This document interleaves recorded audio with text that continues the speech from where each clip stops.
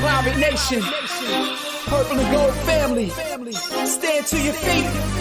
Put your crossbones up and lean side to side. Yeah, and lean side to side. Yeah, and lean side to side. Come on. Yeah. Welcome to the island, man. It's crazy in here. A whole sea of purple and gold waving in here. Keep a plank on the shark tank, traders beware, because we got a whole bunch of rowdy sailors in here. Armed and ready, bang the lane, be aware, because if the backboard break, glasses spray everywhere.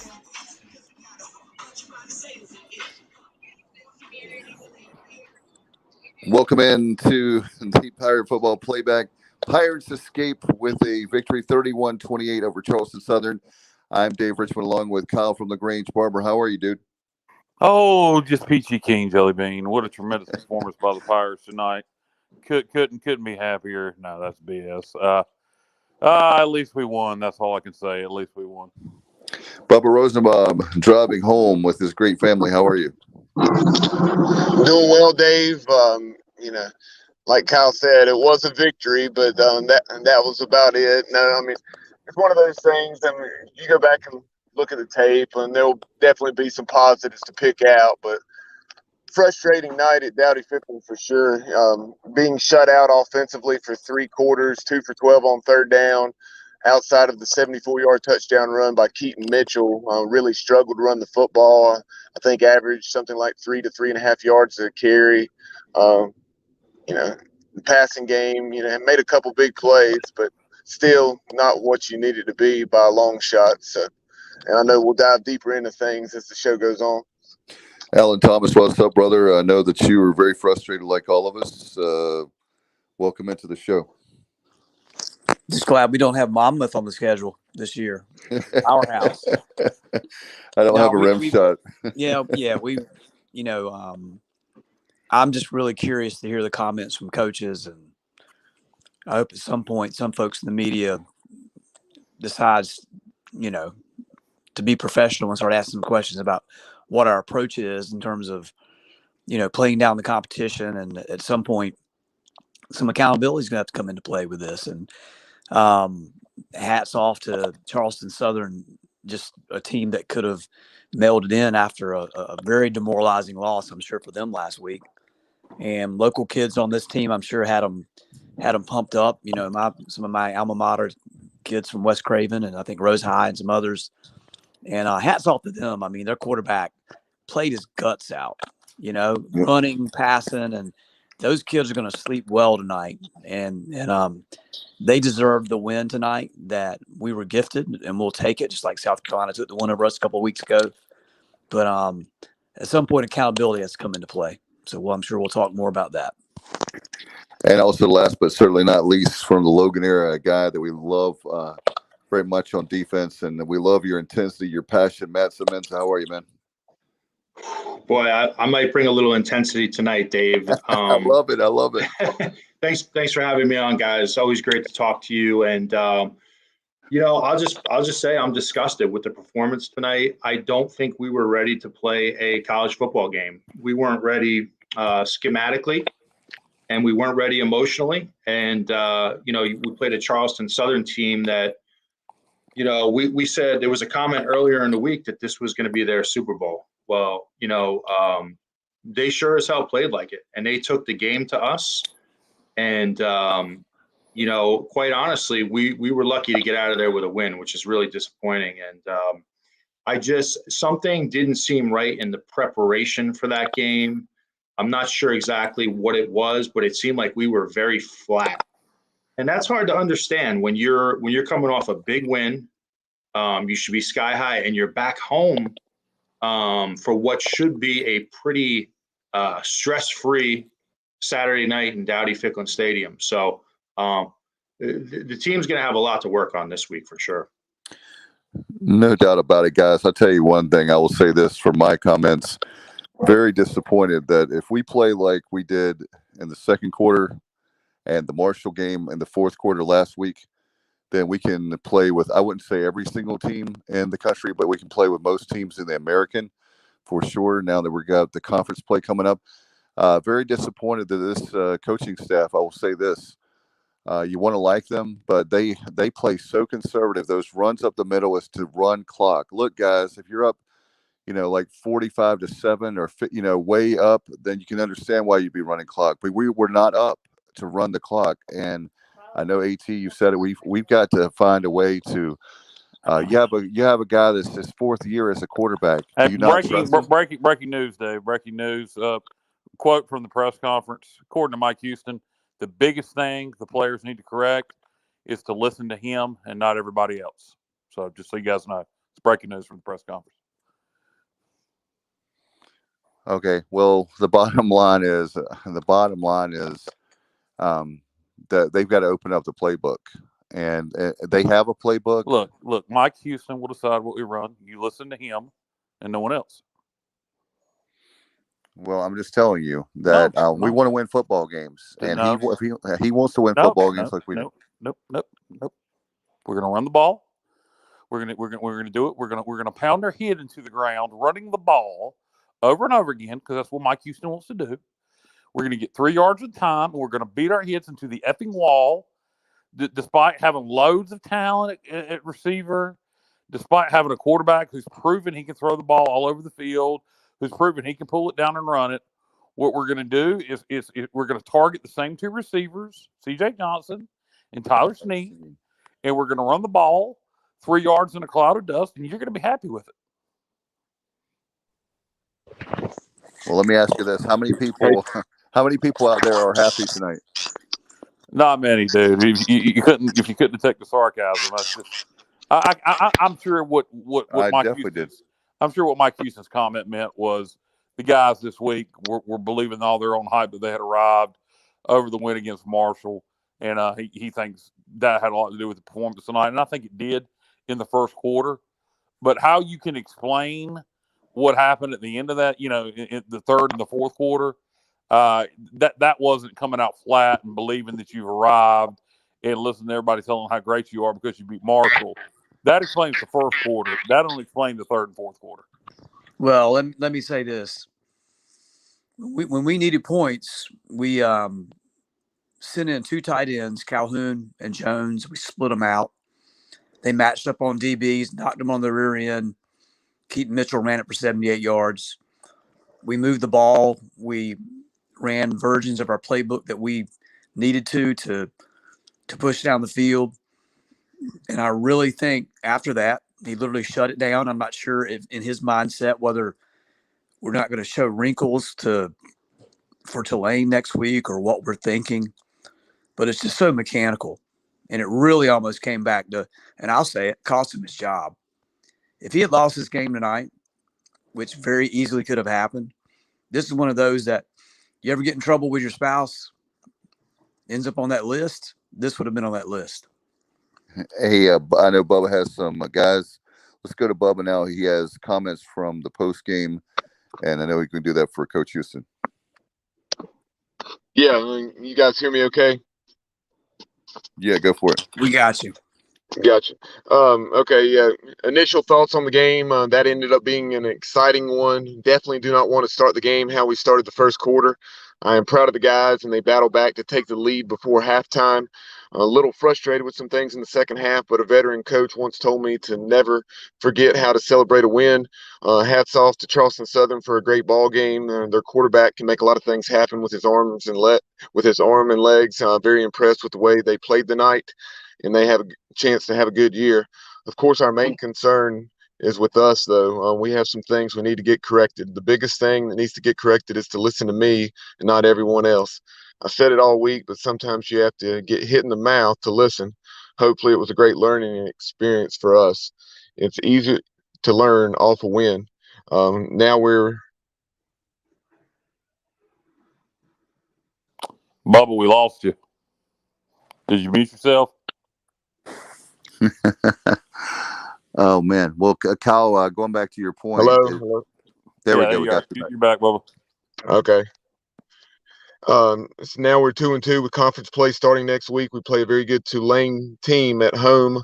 I'm also really thankful for the fan base and how they turned out in the student section in particular. It was rocking tonight, and so thankful to have Pirate Nation back with us. And then very quickly, I wanted to get to this. because I know we'll talk about it more in detail later on. This is something that really frustrated Matt and I, and we were texting about it during the game. Thoughts on penalties? He said, very frustrating. My teams have never been ones to get post-play penalties.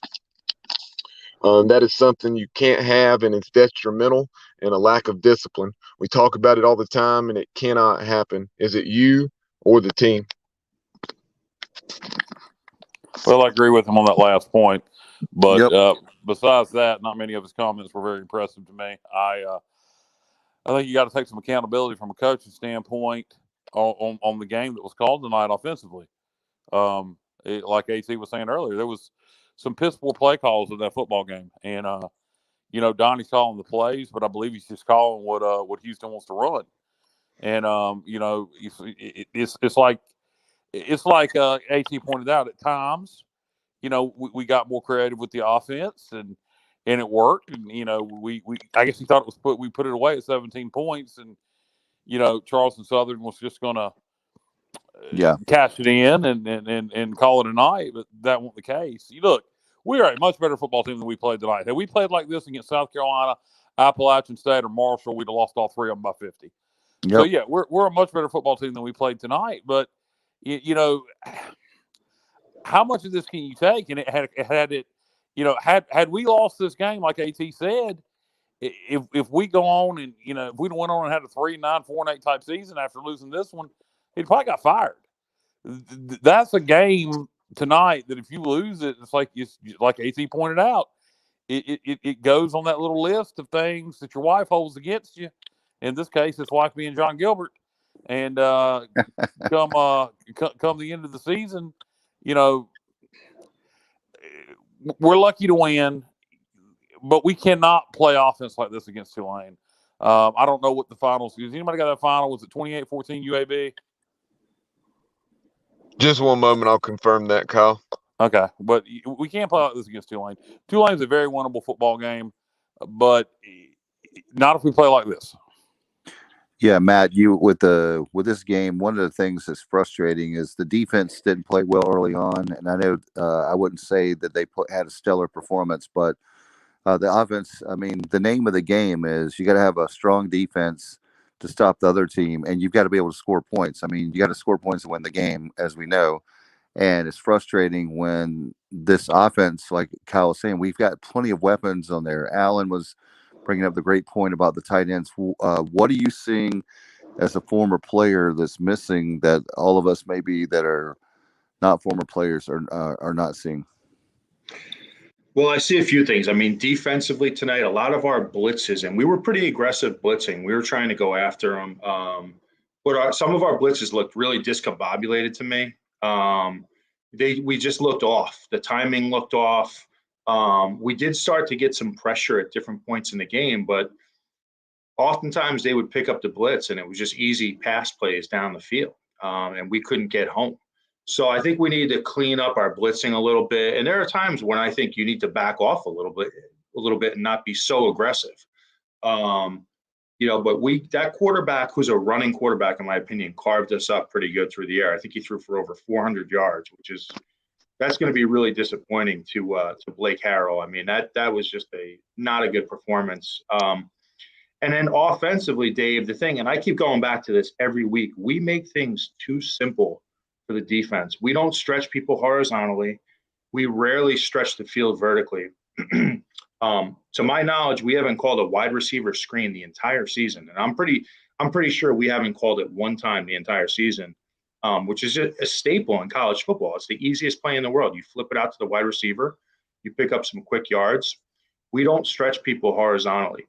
And tonight, the one deep shot we took in the first quarter, I think it was the first quarter, the ball was badly overthrown. It would have been an easy touchdown. I think it was Hatfield, got free behind the secondary. So right now, we're just not giving defenses enough to think about. And you throw in the fact that Holton is just not really running the ball. So I see a lot of things we could clean up. And can we outlaw the shuffle pass from our offense, from the quarterback, when a scramble drill? That would really take my blood pressure down a few degrees. I'm not sure if that's by design or what that is, go put your head down, guys. I'll tell you what impressed me about what Charleston Southern did. They left it all out there. They took a lot of risks. Some of them paid off. Some of them didn't. We created some turnovers and points off turnovers, which ultimately ended up saving this game for us. But they took a lot of hits on the quarterback and took some gambles and some pass plays, and things fell their way, and that happens in football sometimes. But we the exact opposite. We're so risk averse in our approach.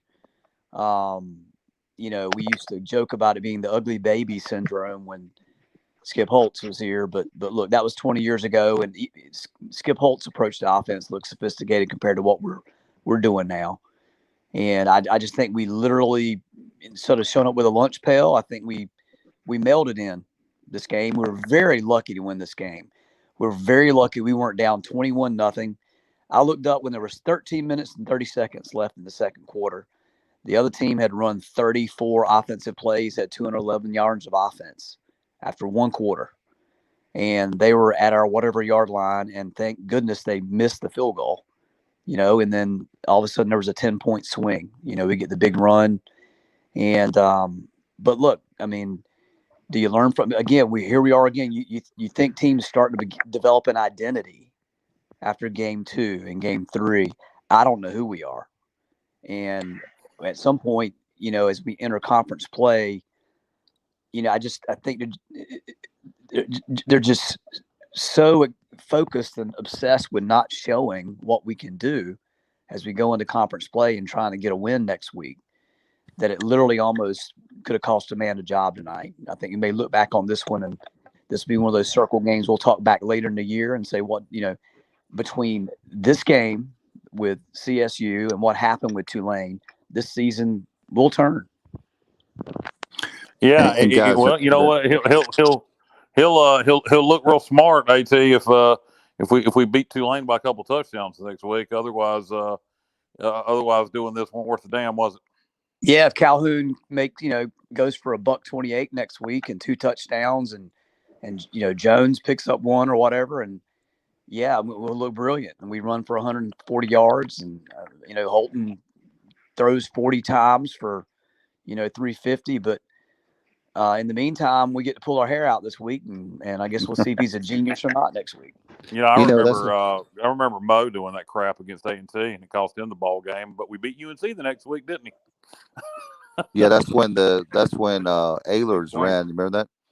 Yeah, when he ran they brought him in and he runs for the touchdown and all that. But guys, we're talking about conservative. Another thing that I've talked about, when we played that Marshall game, we had a sense of urgency, and we won the game there in the fourth quarter. I mean, our backs were against the wall. We could have easily laid down, and like we would have. Speaking of Mo, we would have lost by by 30 or 40 in that Marshall game. When we were starting to lose by 17, there would have been like 31 by the end of the game.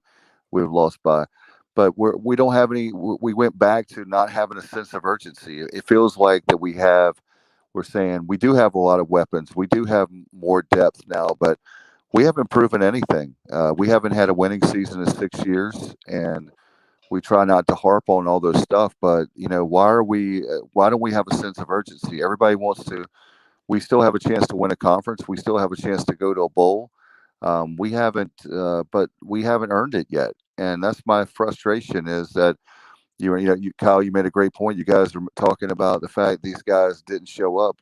Why wouldn't you show up when you have a chance to be 500? When you have a crowd that's the best crowd we've had in a few years. I mean, it's just very frustrating that you would take Charleston Southern for granted. They did take Charleston Southern for granted when you're down 14-0, Well, and you have more time.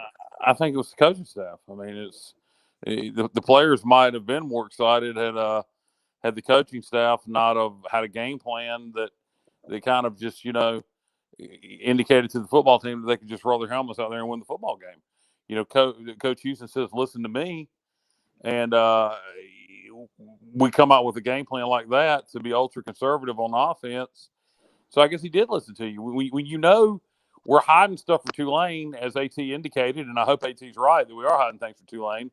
If you know that, it's going to make you play not fired up. I mean, you can say, hey guys, you can try to fire the team up and tell them this and that, and think we can just out talent Charleston Southern, and we should have been able to just out talent Charleston Southern, to be honest with you. But I don't know. To me, he's talking out of both sides of his mouth when he's saying, "Hey, listen to me," and not everybody else, and then you come out with that kind of offensive game plan. Particularly if AT's right and he was saving things for conference play, it don't work that way. Yeah, not running certain things that you have in your playbook is one thing, but I would love to know why Shane Calhoun was only targeted once tonight. That one catch or that one target resulted in a catch for 17 yards down there that set up one of our touchdowns in the second quarter. But that was puzzling. Going back to what you had pointed out earlier, Kyle, not to get off on a tangent here, but Tulane, since they are next week's opponent, they did lose 28-21, fell behind UAB at home there in New Orleans at Ullman Stadium, 21-0, and fell just shy of 28-21. But some of those numbers that Matt kind of referenced with what their quarterback did. Jack Chambers was 38 out of 61. He did have the pick six, but all in all, made excellent decisions. You could tell he's a redshirt senior with the way he operated. When he did get some heat, he didn't force things and made some excellent decisions to throw the ball away, pull it down and run, or just take a sack. And he threw for a little over 400 yards. And he was sacked those 5 times. And there was another couple where he was dropped right there at the line of scrimmage that didn't go down as a sack, but it was that defensive line pressure. Manny Hickman had 2 sacks, 7 tackles, and great to see that young defensive front playing well. No question about it.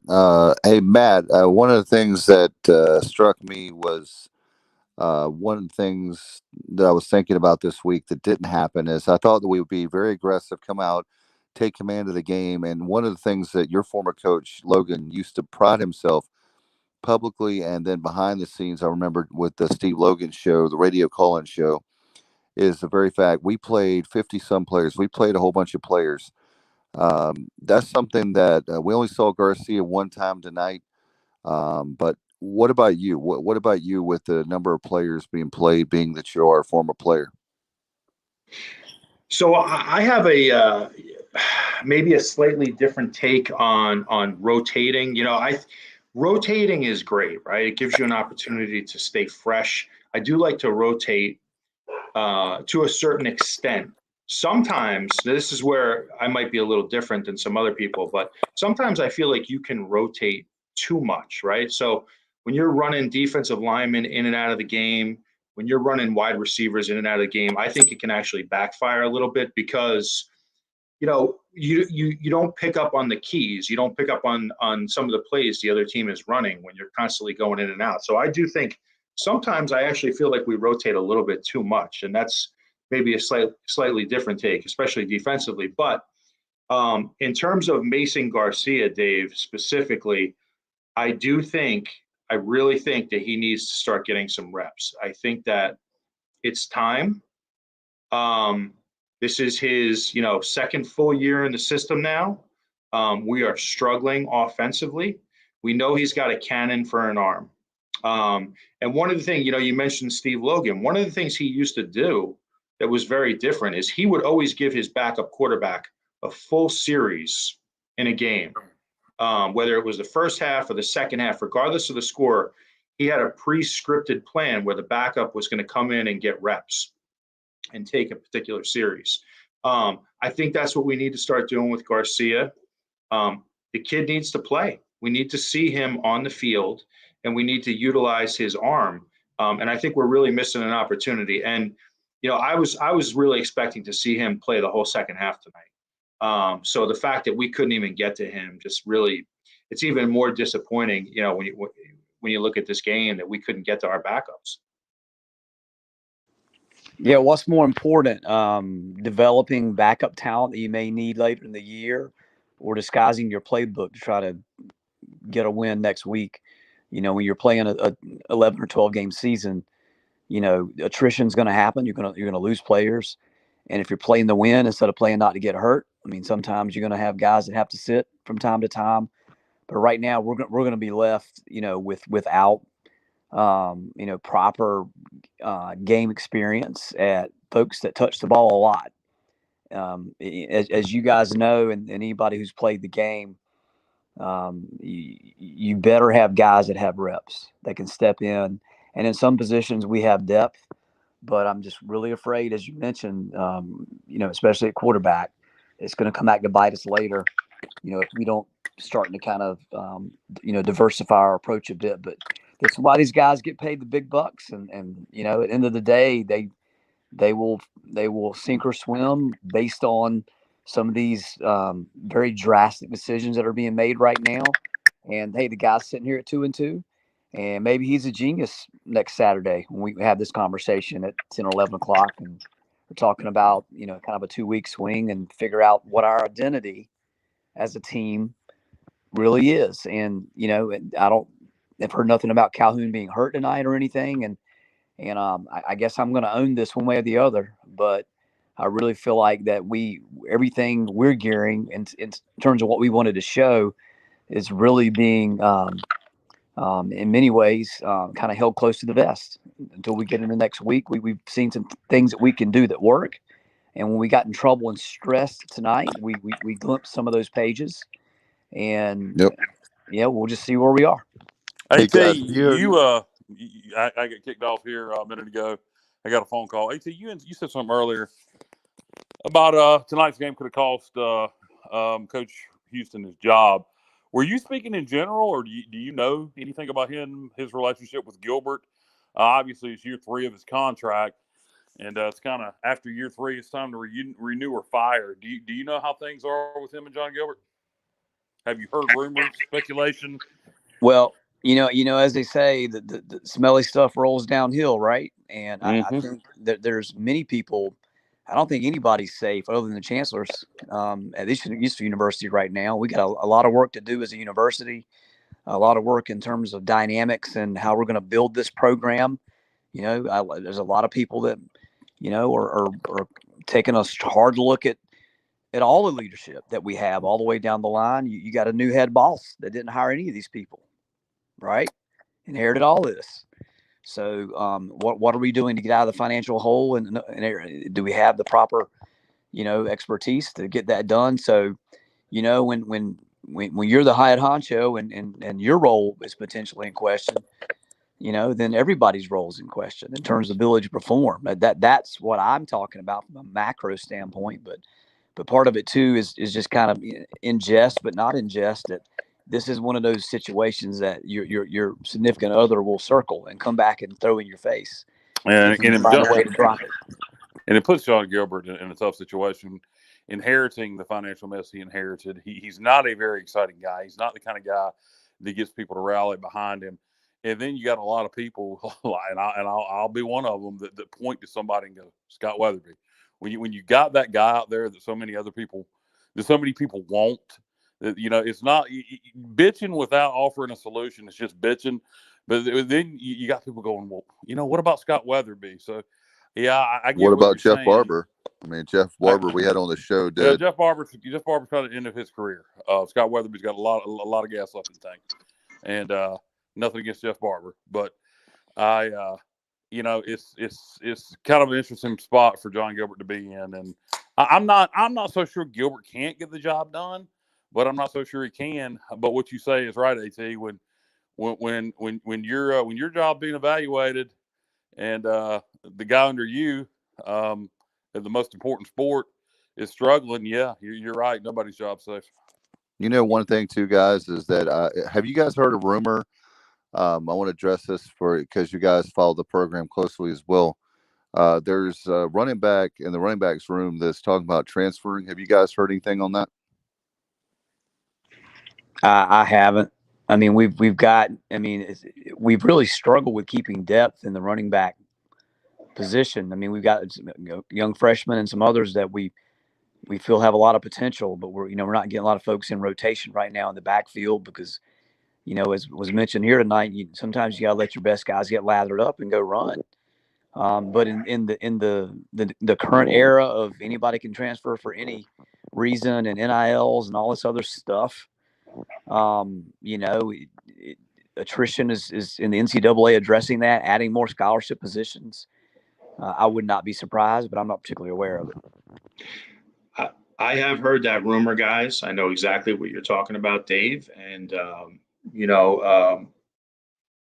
rumors can be just that. They can be rumors. But what I would say is, this is a true freshman running back who right now is somewhat buried on the depth chart. And what I would say to him is, listen, hey, you're a true freshman. You need to earn your time on the field. You need to be patient. And if you want to transfer at this point, I would say, good luck. Yeah, and by the way, that you look at Mitchell tonight. Okay, you look at Mitchell, who has and Harris. It's not like those two guys are terrible running backs or average or mediocre. They are really good running backs, and just like you said, offensive line didn't come to play tonight. No, they did not. I was going to talk about that. That was a terrible performance by them. And something else about the offensive line, we heard, you have 8, probably 9 guys that you felt really good about. I can see the name. Can you hear me okay? All right.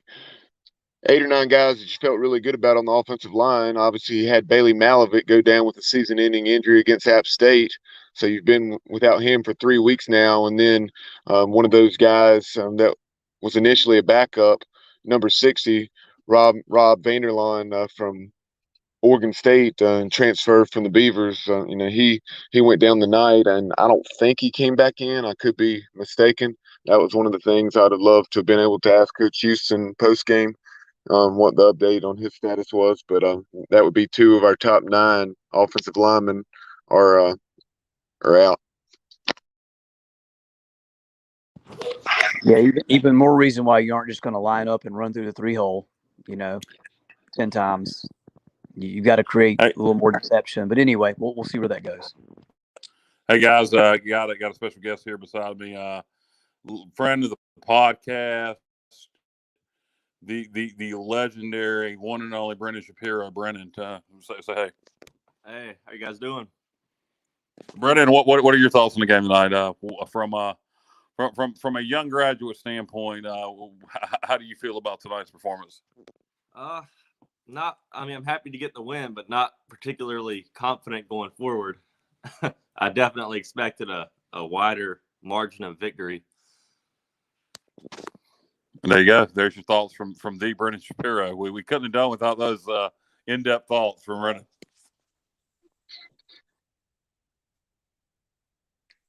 Brendan, I think you killed the show. Guys, moving along. How about one of the things that I know that I heard this from a fan tonight in the stadium, but certainly. Dave, what was that, man? What was that? Brendan just chimes in, gives his thoughts on the game, and you just totally blow him off. He's offended. He's offended now? Yeah, he ought to be. He ought to be. Not all Brendan, man. Brendan's one of the parts of the show. He's been with us since 2019. So not at all. Look, I often kidnap 20-year-olds after the game and bring them back to my house. Normally they're females. This is a rare occasion as a male. Yikes, Kyle. Not touching that one. Go ahead, guys. Go ahead. Let's get back on the game. Speaking of way to kill a show, Kyle, thank you very much for that. No, I was going to talk about John Young with the positioning. You don't want to always say the punter is a star, but he really the positioning of changing the field up, so to speak, really helped us tonight. That might be another saving grace for us. John Young's been tremendous all year. He really has. You talk about a guy that stepped his game up. He's been tremendous the entire season. I think back to that South Carolina game when it seemed like we were just punting the entire game. He kept us in that game in many ways. So he's had a tremendous year. Well, he launched one in the fourth quarter tonight that we downed at the 3, if you'll recall, in that last series of downs that really pinned them back and protected this game for us. I mean,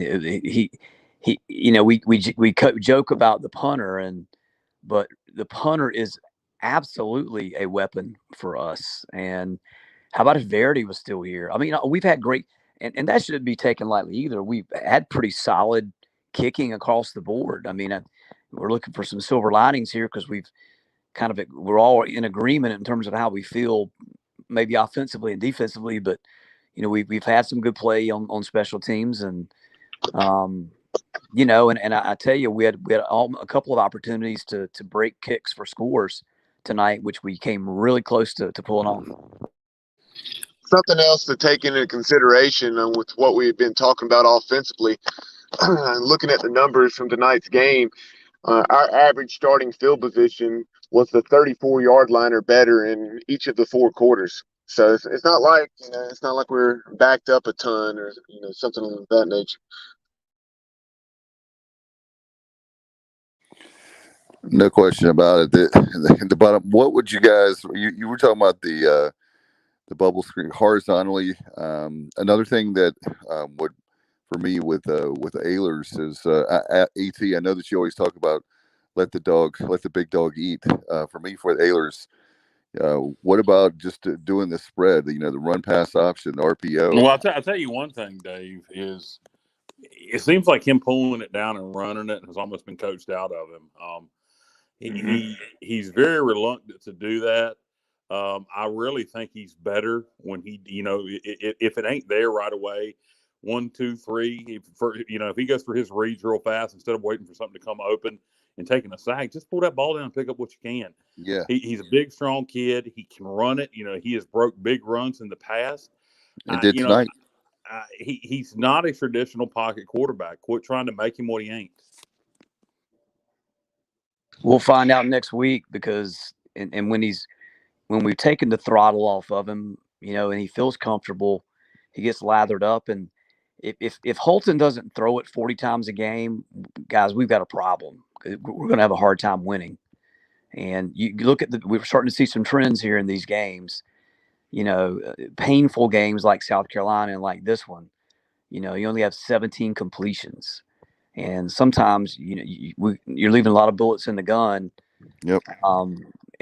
This game mirrored our South Carolina approach significantly, in my opinion, minus any semblance of defense.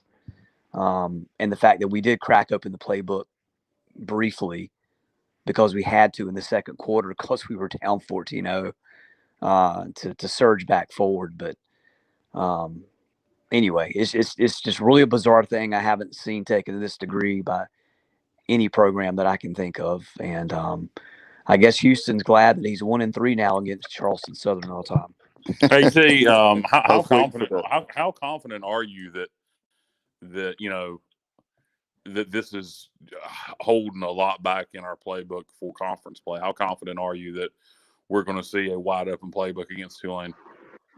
I don't know that we'll see a wide open playbook, but I think some of the elements that we saw late throughout the game up in Huntington, and also briefly tonight, that we'll see a lot more of that explored next Saturday. And out of necessity, I mean, we're going to need to, you can't play peekaboo with Tulane. Ask Oklahoma how that works. So I've heard discussions of this and don't know how much, but it looks like we're passing on a lot of hands here to try to find a way to pick up a couple of. I mean, let's be clear. We're clearly seem to be playing to try to find a way to win 6 games here this year, which still kind of blows my mind.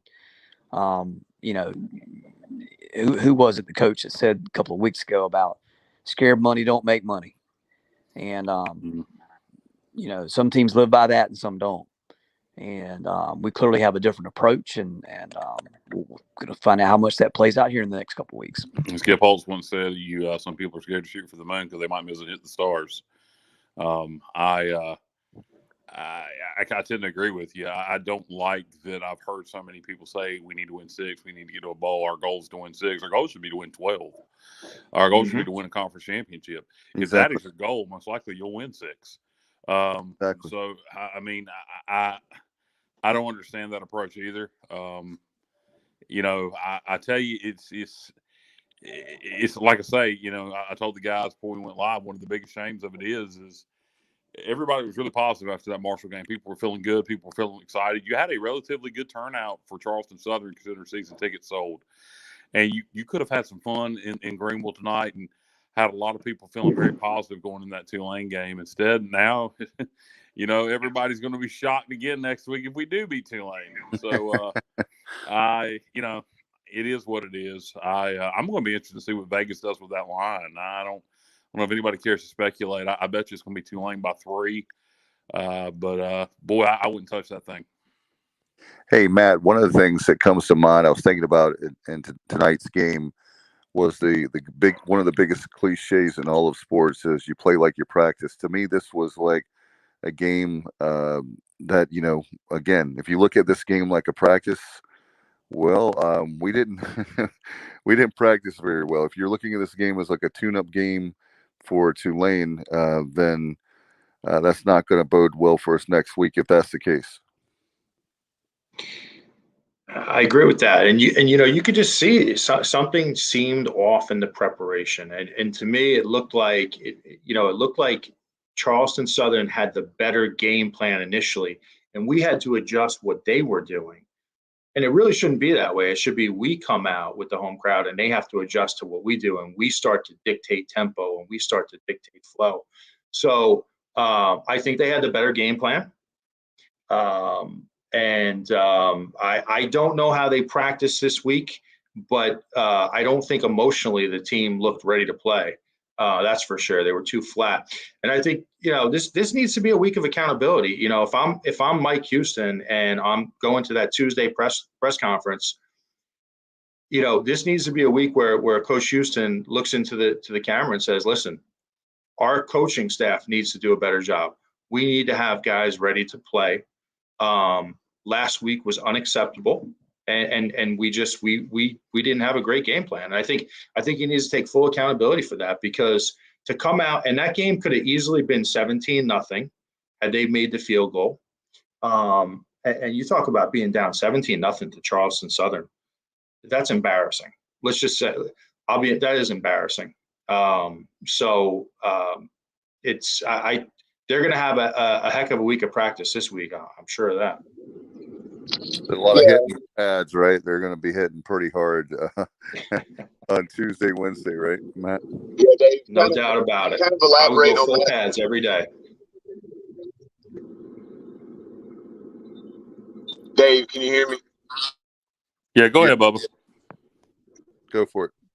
All right. Elaborate on the game plan.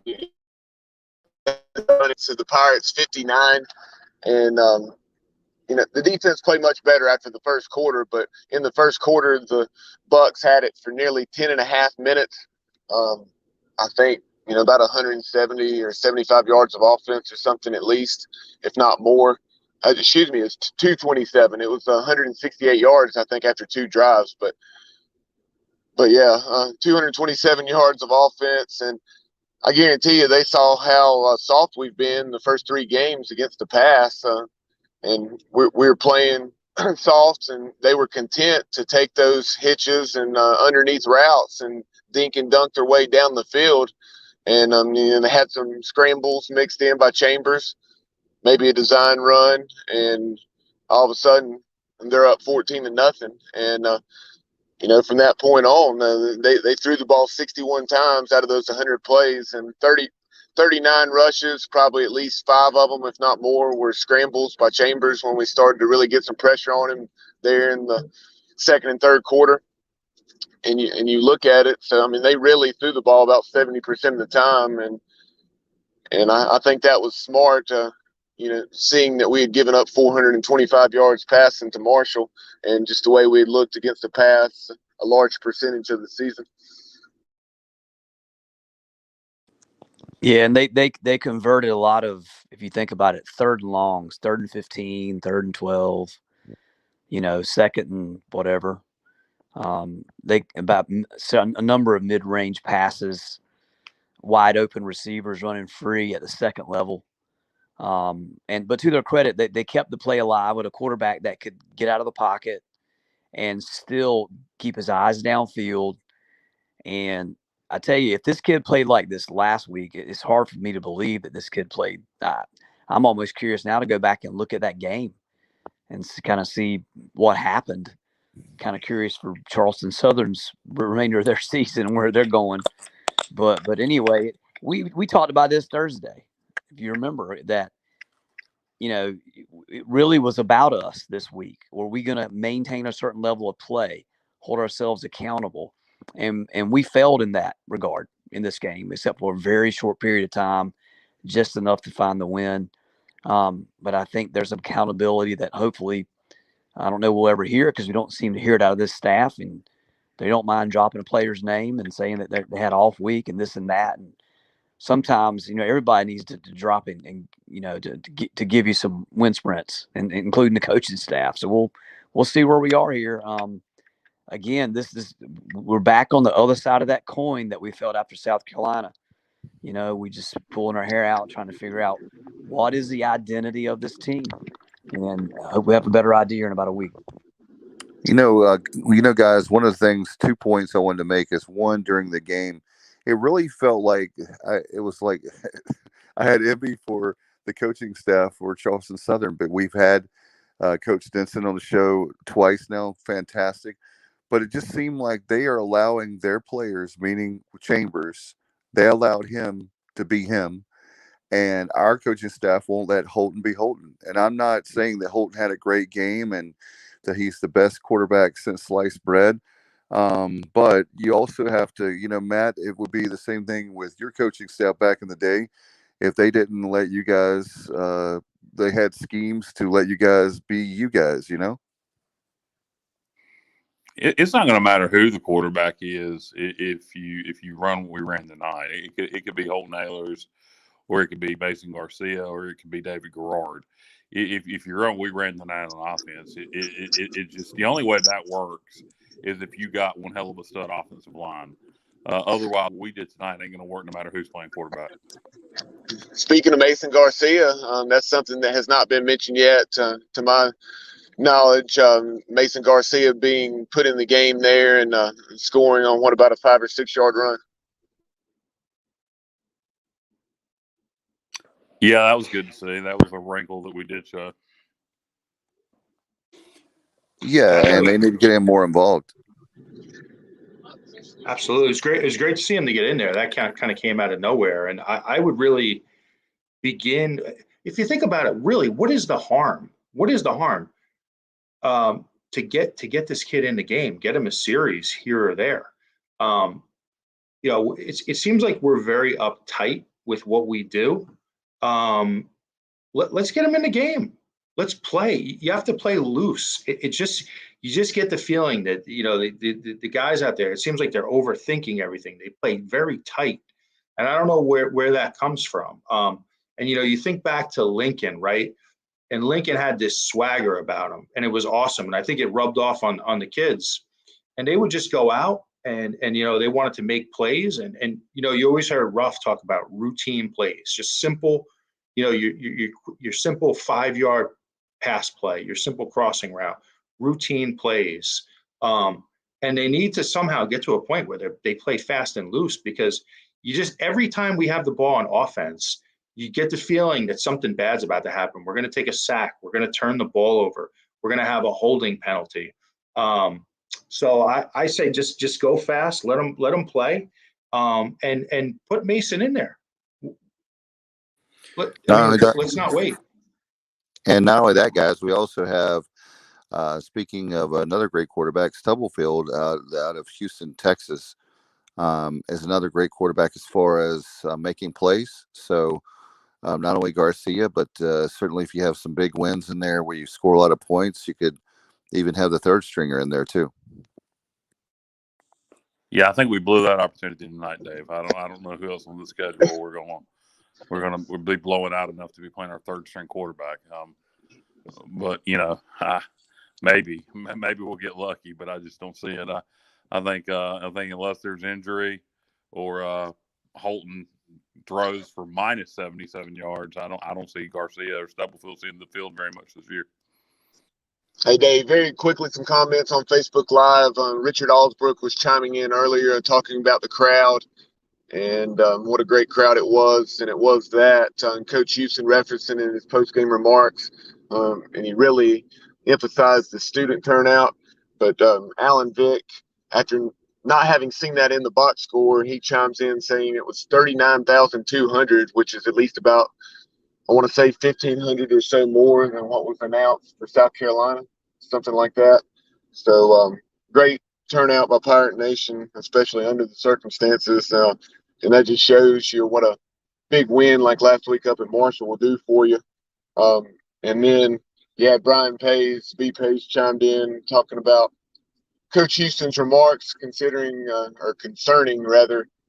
Charleston Southern's up-tempo offense. And when Coach Denson was on our show, he said point blank, we're not necessarily an air raid offense, but he said we're a spread offense, up-tempo, based on air raid principles. So I don't know if Coach Houston was just talking about they didn't have the opportunity to show much tempo against Monmouth. Maybe that's what it was. But they're clearly an up-tempo offense. They have a lot of air raid principles. Yeah, and Houston referred to them as an air raid offense, so he knew what they were going to run. Yeah, right. Obviously, Coach Houston's. He knew the deal there. I think it was just a deal where, because of lack of success, whatever the reason for that was, they weren't able to use their tempo much against Monmouth. Well, I will say this. The last 2 weeks, we've really run into some pretty prolific. Well, each games we've played this year. Obviously, App is App, but App kind of has a different set of fundamentals. But we've got to find a way to disrupt what other people are trying to do against us in the passing game. We're really struggling at that right now, and there's lots of ways of approaching it.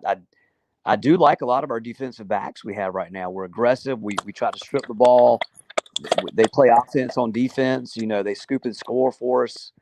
So thank goodness they do. There's a difference in the ball game tonight. Speaking of which, Jaquan McMillan's pick six. Bubba, isn't that a record now, or is it tied for a record for most consecutive picks in well, it wouldn't be a season, but they're games in a row, I guess, for McMillan. Yeah, I saw that number earlier this week. Jaquan McMillan is at the 5th game in a row now. I think it's. I think at one point maybe that's 4 in a row for him, and the record was 4. But nonetheless, I think that's 10 career interceptions now, and Jaquan, tremendous talent, and I saw him getting in the face of his teammates tonight, where they were maybe running their mouth at times. But Kendall Paramore chimed in. He said, "Do we have some discipline issues, or is it a one-game deal?" And I think it's an individual or two, not a widespread thing by any means. And I think the coaches, I'm sure they're already aware of who that individual is, and that it will be taken care of. I'll be very surprised if you see it continue. Yeah. Well, anybody who's watching the game, you could see it developing. Warren had run his mouth a few times there, and he did it again after we recovered the onside kick, and resulted in a 15-yard penalty. And Matt and I were cut loose in our group text about that. Yeah, there's the penalties. Guys, we can have bad plays, but what was that tonight, guys? 9 penalties for 115 yards, or something on that neighborhood, and we just can't have that.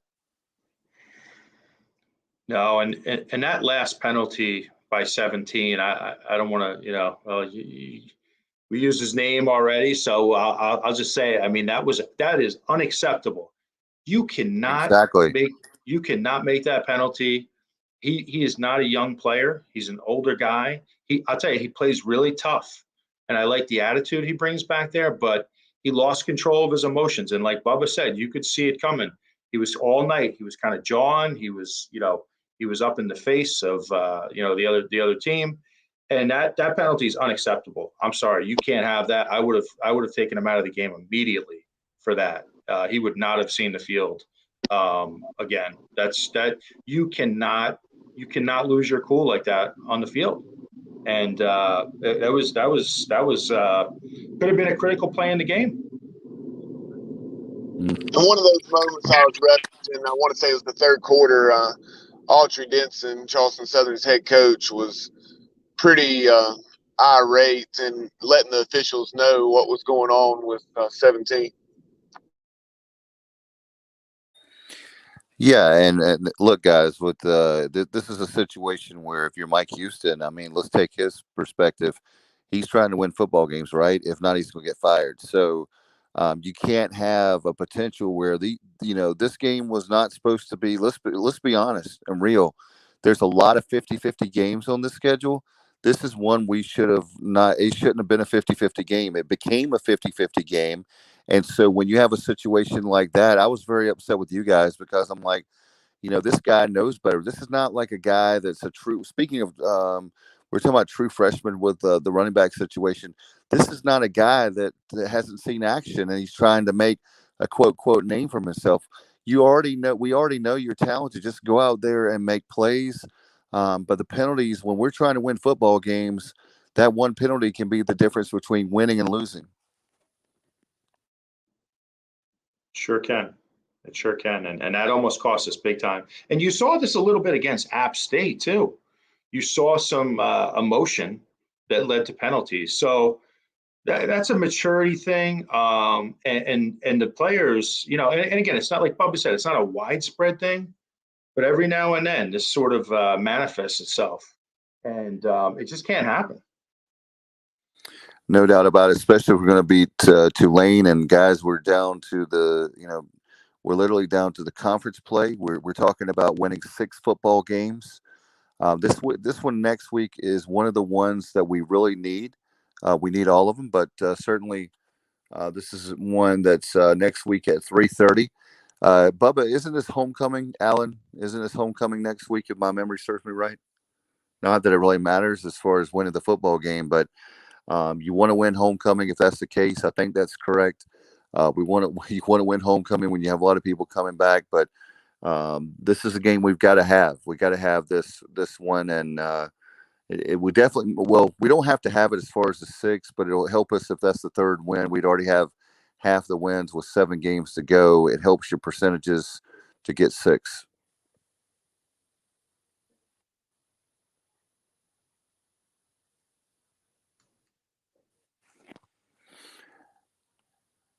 Guys, can you hear me? I can hear you, Dave. Okay. But that very fact, I didn't know if I lost you there for a second, but just the fact that with the Tulane game is every game, I guess, that would coach speak, Matt and Alan, Bubba, every game is big. So the next big game we have is Tulane, right? Sure is. It's a big one. And I didn't mean to cut you off there, Bubba. But we need to be ready to go. One of the good things about when you come off a really poor performance like this is you should have the attention of the guys. Everybody should be laser focused. And based on what Tulane did to us last year, we should be ready to go. We need to get this win. Talking about the rest of the league. Talking about the rest of the league, you had Navy playing much better tonight. I want to say it was out at Houston. They had a double-digit lead, but Houston came back. I want to say won the game 28-20. So that will be interesting moving forward. I'd like to see the Bucs scoring some highlights from that game to see exactly how things unfolded. Because very weird situation there at Navy where they had fired their OC, Ivan Jasper, and then the AD was who fired him, not Ken Niumatalolo, and then he was rehired by Coach Ken to be a position coach, a quarterback's coach. And so interesting time there in Annapolis. No question about it. Like I said, guys, there's a lot of 50-50 games left on the schedule. So nobody get in the panic room as far as that we can't win any more games. But if we play like we did 3 out of the 4 quarters, we may not win another game. We'll see how that plays out. But do you guys have any keys to winning or your early thoughts on Tulane? And then we'll get out of here. Well, let me say this briefly. Tulane lost tonight. So you're not going to have a team that's coming in taking anything for granted. I'm sure there's a lot of self-analysis going on in New Orleans right now on a player-by-player basis. So this is going to be a tough-as-nails football game against a team that, has not been intimidated in Norman, Oklahoma, and some other places and other environments. And I'm sure that they feel like they've underachieved. And we've been well scouted at this point. Some teams have taken some approaches to take certain players of ours out of our game on offense and exploiting a couple of guys that we know on defense and have been successful with it. So, conference play starts next Saturday, and that's the next phase of the season. And I expect these coaches and players to rise to the occasion. And although very frustrating night, I'm going to hold my optimism that there's some things and some wrinkles and approaches and, guys only targeted one time tonight that may see some players, some things open up for them next week and get better because we're going to need it to be able to be successful. So, that's my assessment of where we're kind of going. And it's going to be this is a big game for both teams. I'm glad it's here. I hope we have a huge crowd, for homecoming. Beautiful afternoon, hopefully next Saturday, and we get back to some running and gunning and letting the big dog eat and win this ball game.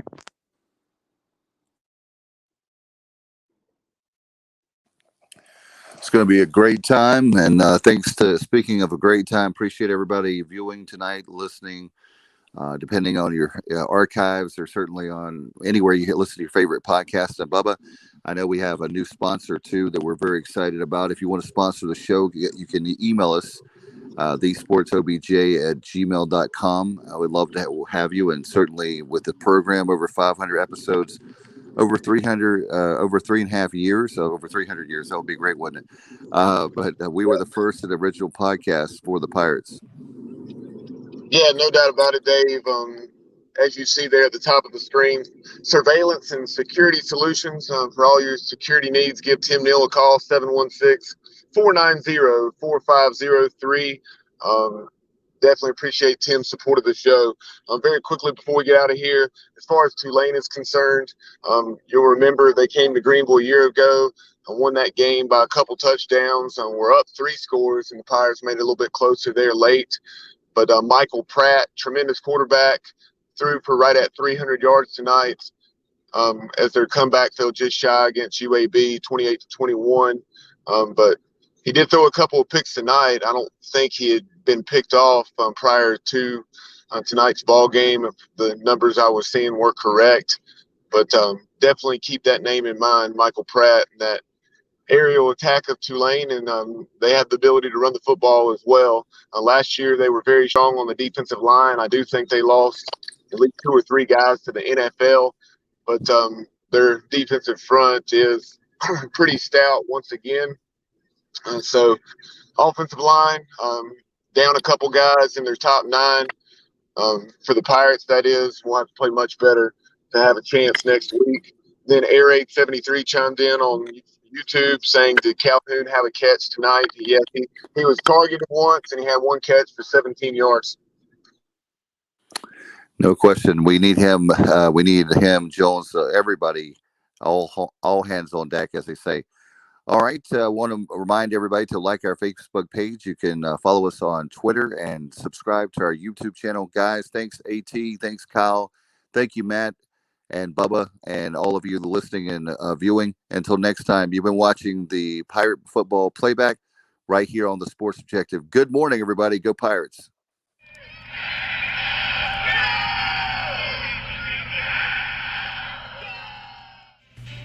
Yo, what's going on, y'all? This is Udon Cheek, assistant track and field coach at East Carolina University. You are plugged into the Sports Objective Podcast. If you are a fan, you are plugged into the right place. And if you're really a fan, you will share that link.